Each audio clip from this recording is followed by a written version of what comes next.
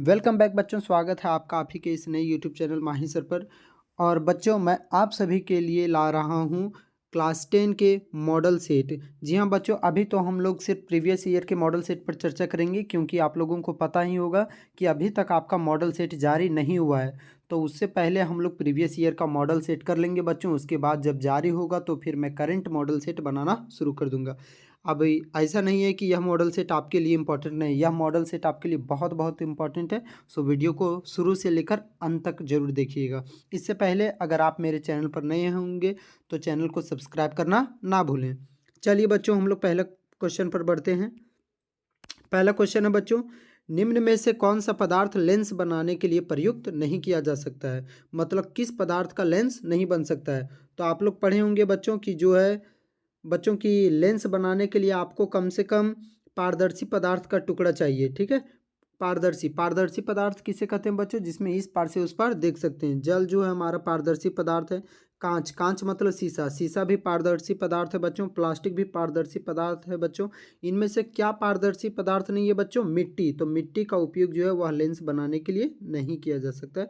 तो आपका option number D हो जाएगा बच्चों। नेक्स्ट क्वेश्चन है बच्चों, प्रकाश की किरणें गमन करती है। जो हमारा जो लाइट है बच्चों, कहीं से जो सोर्स ऑफ लाइट निकल रहा है, फॉर सपोज मान लेते हैं कि ये हमारा टॉर्च हो गया, इस टॉर्च से लाइट जो निकल रहा है, तो बताइए किस रेखा पर गमन करती है। सीधी रेखा पर, टेढ़ी रेखा पर, या किसी भी दिशा में जाती है, या इनमें से कोई नहीं। तो इसका ऑप्शन नंबर ये हो जाएगा बच्चों, सीधी रेखा पर हो जाती है। नेक्स्ट क्वेश्चन है बच्चों, यदि आपतन कोण 60 डिग्री है तो परावर्तन कोण का मान क्या होगा। आपतन कोण का अगर यहाँ पर मान दिया हुआ है कि एंगल आई जो है, आपका एंगल आई जो है वह 60 डिग्री है, तो बताइए कि परावर्तन कोण का मान कितना होगा। तो ये आंसर जो आपको बच्चों कमेंट सेक्शन में देना कि एंगल आर का मान कितना होगा बच्चों। Angle R is equal to watt.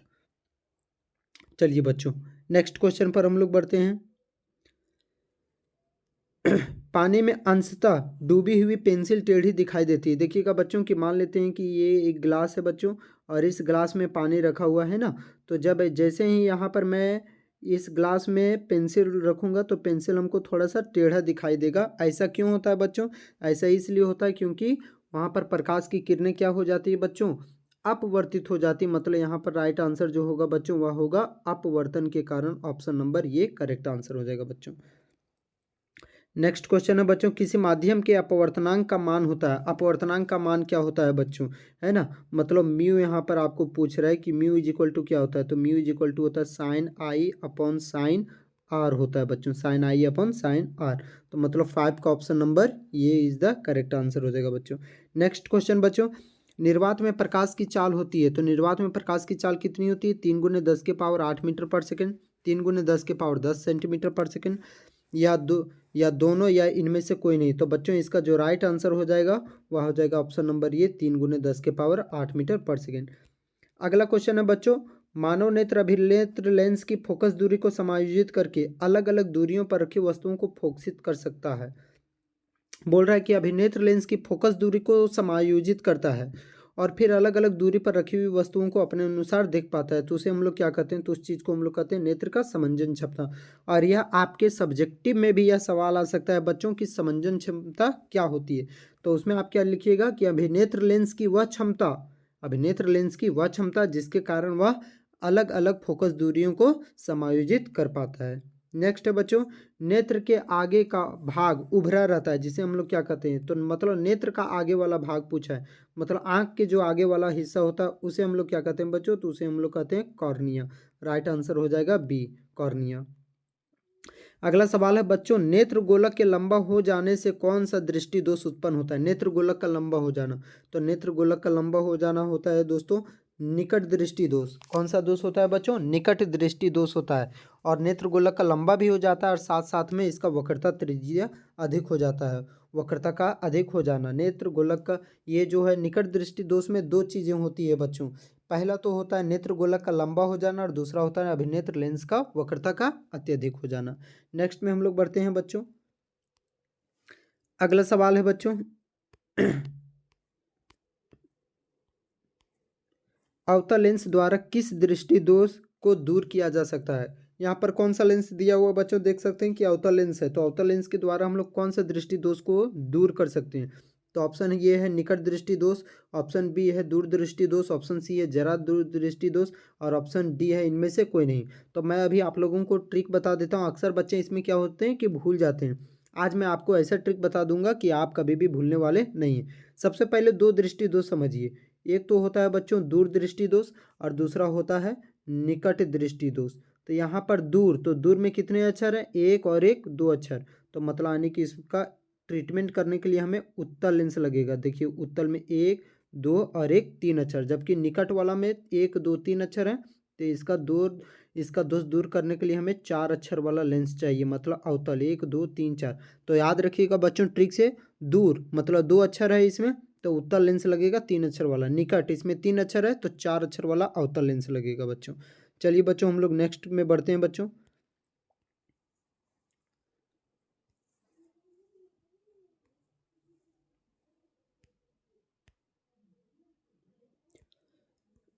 Next question है बच्चों, एक इलेक्ट्रॉन पर कितना आवेश होता है? जो एक इलेक्ट्रॉन है उसमें एक इलेक्ट्रॉन में कितना आवेश होता है बच्चों? तो एक इलेक्ट्रॉन में याद रखिएगा 1.6 इंटू 10⁻⁻19 कूलम होता है। तो आने की इसका ऑप्शन नंबर ये हो जाएगा बच्चों। नेक्स्ट क्वेश्चन है बच्चों, 2 ओम, 3 ओम, 6 ओम के प्रतिरोधक को पार्श्व क्रम में जोड़ने पर उनका समतुल्य प्रतिरोध क्या होगा? मतलब ये तीनों को, जो हमको 2 ओम दिया हुआ, 3 ओम दिया हुआ और 6 ओम दिया हुआ, उसको पार्श्व क्रम में जोड़ना है। पार्श्व क्रम का मतलब होता है पैरेलली। तो पैरेलली में हम लोग कैसे जोड़ेंगे बच्चों? तो पैरेलली में इसको बटा में करके लिखेंगे, 1/R1 plus 1/R2 plus 1/R3 पढ़े होंगे फॉर्मूला। तो 1/2 प्लस 1/3 प्लस 1/6, इन तीनों का हम लोग क्या ले लेंगे बच्चों? इन तीनों का हम लोग ले लेंगे एलसीएम। तो इन तीनों का एलसीएम लेने पर आएगा 6। 6 को 2 से भाग देंगे तो 3 आएगा, प्लस 6 को 3 से भागा देंगे 2 आएगा, प्लस है तो प्लस 6 को 6 से भागा देंगे तो 1 आएगा। तो 3, 2, 5 और 1, 6, तो 6/6 हो जाएगा बच्चों। तो यानी कि इसका आंसर जो निकलेगा वह 1 ओम निकलेगा, यानी कि 12 का ऑप्शन नंबर ये हो जाएगा बच्चों। 12 का याद रखिएगा ऑप्शन नंबर ये हो जाएगा। सॉल्यूशन पर भी थोड़ा ध्यान दीजिएगा बच्चों, क्योंकि ये फिजिक्स है और फिजिक्स में आपको पता ही होगा बच्चों कि इसमें सॉल्यूशन मांगता ही है।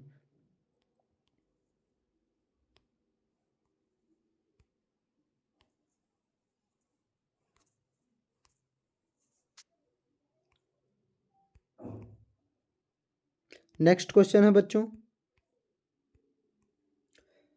फ्यूज को विद्युत युक्ति के साथ किस कर्म में संयोजित किया जाता है? जो हमारा विद्युत में जो फ्यूज लगा होता है उसको विद्युत युक्ति के साथ किस कर्म में संयोजित किया जाता है? श्रेणी कर्म में, पार्श्व कर्म में, दोनों, या फिर इनमें से कोई नहीं? तो याद रखिएगा जब भी फ्यूज को जोड़ा जाता है तो वह श्रेणी कर्म में जोड़ा जाता है बच्चों। तो इसका ऑप्शन नंबर ये हो जाएगा, ऑप्शन नंबर ये याद रखिएगा बच्चों, 13 का ये। फिर है नेक्स्ट है बच्चों, एक समीकरण दिया हुआ है 2NO प्लस सी, तो साइन ऑफ एरो दिया, मतलब रासायनिक अभिक्रिया का वो तीर का चिन्ह दिया हुआ 2N+C। तो यहाँ पर बोल रहा है सी, मतलब यानी कि कार्बन, कार्बन का उपचयन हो रहा है, कार्बन अपचयित पदार्थ है, या दोनों या इनमें से कोई नहीं। तो देखिए बच्चों पहले तो आपको जान लेना होगा कि उपचयन क्या होता है और अपचयन क्या होता है। उपचयन में क्या होता है बच्चों कि ऑक्सीजन का जुटना ही कहलाता है उपचयन। उपचयन में क्या होता है बच्चों? ऑक्सीजन जुटता है। और अपचयन में क्या होता है? ऑक्सीजन हटता है। तो देख सकते हैं कि यहाँ पर बोला है ऑप्शन ए, कार्बन का उपचयन हो रहा है। तो अभिकारक में आप देखिए बच्चों, अभिकारक में अगर हम लोग देखते हैं तो यहाँ पर देख सकते हैं कि पहले कार्बन के साथ ऑक्सीजन नहीं था और अब कार्बन के साथ ऑक्सीजन आ चुका है बच्चों। तो मतलब यानी कि कार्बन में ऑक्सीजन जुटा हुआ है, तो यानी कि कार्बन में ऑक्सीजन जुटा हुआ, तो यानी कि इसका ऑप्शन ये हो जाएगा सही, कार्बन का उपचयन हो रहा है। ऑक्सीजन जुटेगा तो उपचयन और ऑक्सीजन हटेगा तो अपचयन। कार्बन का हो रहा उपचयन, जबकि यहाँ पर देख सकते हैं एन ओ, उस एन के साथ में ओ था, ठीक है, लेकिन अब इधर एन के साथ वो नहीं रहा, तो एन का अपचयन हो रहा है, एन का अपचयन हो रहा है, जबकि यहाँ पर कार्बन का उपचयन हो रहा है। नेक्स्ट क्वेश्चन है बच्चों, बुझा हुआ चूना का रासायनिक सूत्र क्या है? नेक्स्ट है हम लोग का बुझा हुआ चूना का रासायनिक सूत्र क्या है? तो बुझा हुआ चूना का रासायनिक सूत्र क्या होता है बच्चों, क्या आप लोग बता सकते हैं या नहीं? तो चलिए बच्चों देखते हैं हम लोग बुझा हुआ चूना का रासायनिक सूत्र क्या होता है। बुझा हुआ चूना का रासायनिक सूत्र जो होता है बच्चों, सी, याद रखिएगा CaOH का हॉल 2 होता है, CaOH का हॉल 2। अब इसमें भी बच्चे कंफ्यूज होते हैं, बुझा हुआ चूना और एक बोलता है बिना बुझा हुआ चूना। तो मैं अभी यहाँ पर आप लोगों को एक ट्रिक बता दे रहा हूँ बच्चों। बुझा हुआ चूना मतलब वो चूना बुझ गया है। तो कोई भी चीज़ कब बुझता है? जब उसके ऊपर पानी छिड़कते हैं, तो यानी कि CaOH का हॉल 2, इसको देखने से पता चलता होगा बच्चों, OH का हॉल 2 मतलब इसमें जल के कुछ अणु है, यानी कि चूना बुझ गया है। लेकिन अगर रहेगा CaO तो ये चूना नहीं बुझा हुआ, क्योंकि इसमें जल के अणु नहीं है। तो ये हो गया बिना बुझा हुआ चूना। बिना बुझा हुआ चूना यानी कि CaO, और जबकि बुझा हुआ चूना तो CaOH का होल 2। नेक्स्ट क्वेश्चन पर बढ़ते हैं हम लोग बच्चों। निम्न में से कौन संक्षारण का उदाहरण है? संक्षारण मतलब जंग लगना का उदाहरण है।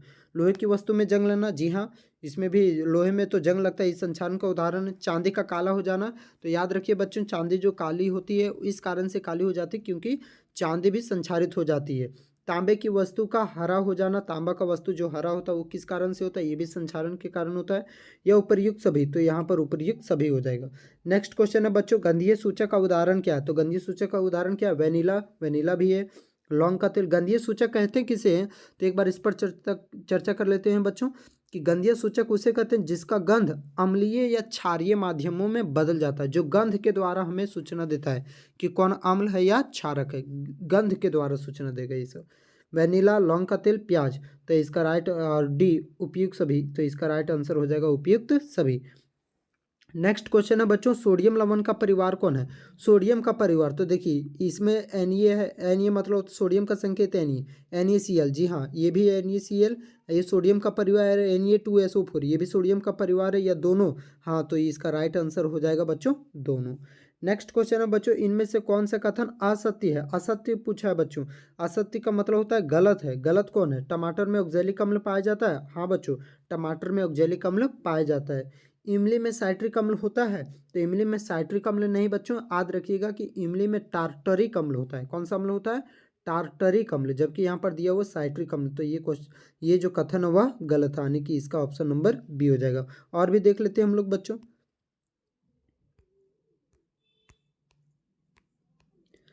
उसके बाद है क्षार का उपयोग साबुन बनाने में किया जाता है, हाँ, तो क्षार का उपयोग साबुन बनाने में किया जाता है, बिल्कुल ये भी सही है। अम्लीय वर्षा का पीएच मान 5 से 6 से कम होता है, हाँ, ये भी सही है। तो आने की वही हो जाएगा, ऑप्शन नंबर जो बी था हमारा वो करेक्ट हो जाएगा। नेक्स्ट क्वेश्चन है बच्चों, क्वेश्चन नंबर 20, एंटासिड का उदाहरण क्या है? Antacid, antacid, milk of magnesia, जी हाँ बच्चों, ये मिल्क ऑफ मैग्नीशिया याद रखिएगा, याद रखिएगा, ये बहुत बहुत इंपॉर्टेंट सवाल है बच्चों, आपकी सब्जेक्टिव में भी पूछ सकता है कि एक एंटासिड का उदाहरण दीजिए। तो मिल्क ऑफ मैग्नीशिया भी है, बेकिंग सोडा भी है, उपयुक्त सभी, मतलब दोनों हो जाएगा, यानी कि इसका option number C correct answer हो जाएगा। नेक्स्ट क्वेश्चन है बच्चों, कौन सा धातु ऊष्मा का कुचालक है? कुचालक कौन होता है? धातु भी है लेकिन वह ऊष्मा का कुचालक है, तो याद रखिएगा बच्चों, किसका हो जाएगा? लेड। लेड जो है ऊष्मा का कुचालक है, क्योंकि लेड जो है PbO, लेड ऑक्साइड के फॉर्म में पाया जाता है, और इसमें इलेक्ट्रॉन फ्री नहीं होता है। इलेक्ट्रॉन फ्री ही नहीं होगा तो फिर उसमें करंट ही नहीं बहेगा बच्चों। नेक्स्ट सवाल है बच्चों, निम्न में से कौन सा कथन असत्य है? असत्य मतलब गलत कौन है? तो ऑप्शन ये, आयोडीन चमकीला धातु है, तो जी हाँ, आयोडीन चमकीला है, ये सही है। हीरा सबसे कठोर पदार्थ है, ये भी सही है। गैलियम और सोडियम का गलनांक बहुत कम होता है, ये भी सही है कि उन दोनों का गलनांक बहुत कम होता है। याद रखिएगा बच्चों, गैलियम को हथेली पर रखिएगा तो गलने लगता है, पिघल जाता है वो। सोडियम का भी वही केस होता है बच्चों, कि उसको भी थोड़ा सा गर्मी मिलने पर वह पिघल जाता है और आग पकड़ लेता है, इसलिए सोडियम को केरोसिन के तेल में डुबो कर रखा जाता है। अगला डी है, ग्रेफाइट विद्युत का कुचालक है, नहीं बच्चों, ग्रेफाइट विद्युत का सुचालक है, ये आधातु, लेकिन फिर भी याद रखिएगा ग्रेफाइट विद्युत का सुचालक है। ये आपका इस प्रकार से भी सवाल पूछ सकता है बच्चों एग्जाम में कि एक ऐसा आधातु का नाम बताइए जो विद्युत का सुचालक है, तो याद रखिएगा ग्रेफाइट आधातु होते हुए भी विद्युत का सुचालक है। नेक्स्ट है बच्चों क्वेश्चन, इनमें से कौन सा संबंध अधिक अभिक्रियाशील धातु है? ठीक है, किसका संबंध अधिक अभिक्रियाशील है? तो अब अधिक अभिक्रियाशील कौन है बच्चों? बोला है गोल्ड, आयरन, सोडियम, पोटेशियम, तो सबसे अधिक अभिक्रियाशील है बच्चों, ये ट्रिक याद रखिएगा, केदारनाथ का माली आलू जरा फीका पकाता है, तो यहाँ पर सबसे ऊपर में देख सकते हैं कि पोटेशियम है, तो यहाँ पर ऑप्शन नंबर डी हो जाएगा, सबसे अधिक अभिक्रियाशील पोटेशियम है। लेकिन ये चारों में से बोलेगा कि सबसे कम अभिक्रियाशील कौन है, तो सबसे कम अभिक्रियाशील याद रखिएगा बच्चों गोल्ड है। नेक्स्ट क्वेश्चन है बच्चों, इनमें से कौन धातु जल के साथ अभिक्रिया नहीं करती है? कौन अभिक्रिया नहीं करता? लेड, शीशा अभिक्रिया नहीं करता, जी हाँ, ये अभिक्रिया नहीं करता है जल के साथ। कॉपर, ये भी अभिक्रिया नहीं करता है जल के साथ, करता है बहुत धीरे धीरे, लेकिन नहीं किस कैटेगरी में रखा जाता है? सिल्वर, इसको भी नहीं के कैटेगरी में रखा जाता है, तो इसका ऑप्शन नंबर डी हो जाएगा उपयुक्त सभी। नेक्स्ट है बच्चों, सीनाबार किस धातु का अयस्क है? सीनाबार, सिनाबार, इसका फार्मूला याद रखिएगा ये बच्चों, ये सब याद करने वाला चीज़ है। ये मरकरी का है, इसका फार्मूला होता है सिनाबार का Hgs। तांबा का याद रखिएगा बच्चों, अगर तांबा बोलेगा तो Zns होता है तांबा के लिए, इसको हम लोग कहते हैं जिंक। सॉरी सॉरी सॉरी बच्चों, मिस्टेक हो रहा है, एक मिनट। इसका याद रखिएगा बच्चों कि तांबा, तांबा के लिए जो होता है Cu2s होता है, कॉपर ग्लांस है ना। जबकि जिंक के लिए होता है Zns, जिंक ब्लेंड। जिंक के लिए जिंक ब्लेंड, तांबा के लिए ये याद रखिएगा बच्चों कि कॉपर ग्लांस होता है बच्चों। नेक्स्ट क्वेश्चन पर हम लोग बढ़ते हैं बच्चों। इनमें से कौन ऑक्सीकारक का उदाहरण है? ऑक्सीकारक मतलब जो ऑक्सीजन देने का काम करता है। क्षारीय पोटेशियम परमैंगनेट, अम्लीयकृत पोटेशियम डाइक्रोमेट, उपयुक्त सभी या इनमें से कोई नहीं। तो इसका राइट आंसर जो हो जाएगा बच्चों उपयुक्त सभी। ये दोनों ऑक्सीजन देने का काम करते हैं, पोटेशियम परमैंगनेट भी और पोटेशियम डाइक्रोमेट भी, दोनों ऑक्सीजन देने का काम करते हैं। यह जो है आपको कार्बन और उसके यौगिक में पढ़ना है, एक अभिक्रिया उसमें ऑक्सीकरण अभिक्रिया उसमें दिया गया है बच्चों, जहाँ पर हम लोग अल्कोहल को कार्बोक्सिलिक में चेंज करते हैं। नेक्स्ट क्वेश्चन है बच्चों, मैग्नीशियम पाया जाता है। मैग्नीशियम बताइए बच्चों कहाँ पर पाया जाता है? क्लोरोफिल में, लाल रक्त में, श्वेत रक्त में या इनमें से कोई नहीं। तो याद रखिएगा बच्चों मैग्नीशियम जो है हमारा वह क्लोरोफिल में पाया जाता है। नेक्स्ट क्वेश्चन है बच्चों, वृक्क का संबंध किस तंत्र से है? वृक्क जो है वह किस तंत्र से संबंधित है? तो यह उत्सर्जन तंत्र से संबंधित है, हमारे उत्सर्जन तंत्र से। अगला प्रश्न है बच्चों, पौधे में भोजन के स्थानांतरण के लिए उत्तरदायी कौन है? तो भोजन के स्थानांतरण के लिए याद रखिएगा फ्लोएम है बच्चों। कौन है बच्चों? फ्लोएम, फ्लोएम, ठीक है। और जबकि जल के अगर स्थानांतरण का बात करेगा तो जल के लिए याद रखिएगा जाइलम। ट्रिक याद रखिएगा, जल से जाइलम और भोजन से फ्लोएम। एक चीज हो जाएगा तो दूसरा अपने आप याद हो जाएगा। अगर रहता कि पौधों में जल के स्थानांतरण के लिए उत्तरदायी कौन है, तो जल के लिए जाइलम और भोजन के लिए फ्लोएम। नेक्स्ट क्वेश्चन है बच्चों, अब हम लोग आगे की ओर बढ़ते हैं बच्चों।